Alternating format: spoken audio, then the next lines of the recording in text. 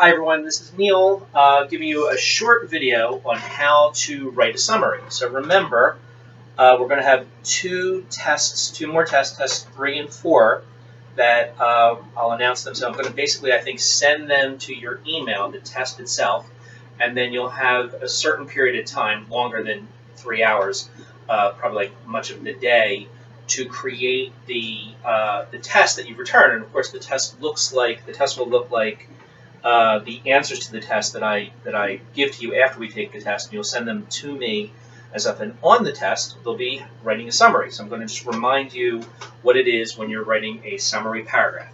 So remember, the first sentence of the summary paragraph, you will write the full title of the the full title of the article that you're summarizing, and that title is in quotation marks. Also, in that first sentence, you will have the author's full name, and that first sentence tries to be a one-sentence summary of what the entire article is about.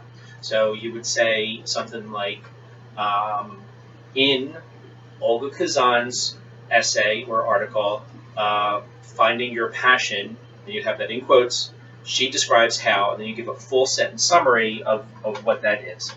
Then you have about 5 or 6 sentences that continue the paragraph that hit on the main ideas of the article. So you remember, the summary is in your own words, and you're distilling the information, the complex information in the article, and boiling it down to 5 or 6 major points.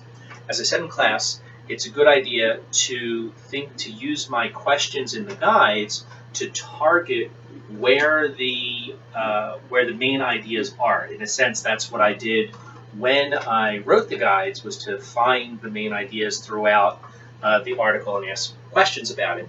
So that's a good, useful thing to do. And then, of course, you end your summary with a concluding sentence that sort of sums it all up, or brings it full circle. Summaries are going to vary. Keep that in mind. And remember, in a summary, you're trying to tell the author's ideas in your words. You're not putting in your own thoughts. So you never say something like, I feel, and well, in my opinion, or I agree with, because that's not relevant to the summary. So even if you don't like what the author is saying in the article, even if you disagree with it, it doesn't matter. You're simply objectively reporting what the author is saying in his or her article. Also, don't get trapped in describing specific details. It doesn't matter if someone says, and this is when 47 children hit the marble in a certain direction. I'm making that up, of course, but you don't want to. It's not necessary to be so specific, or or quoting an expert who's quoted within the article, because you don't have time for that. It's just a one-paragraph summary of the overall main ideas.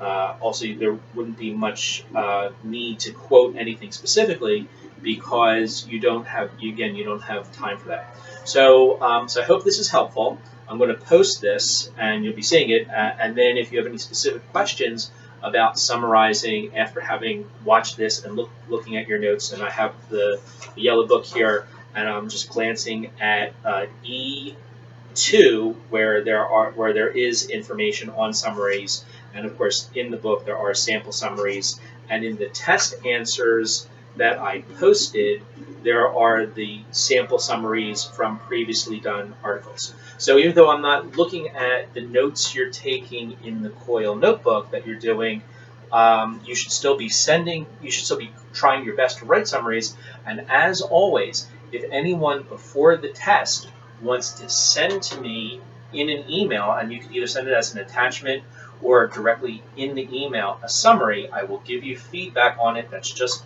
doing what I do, trying to teach the class under these unusual circumstances. Okay, thank you very much.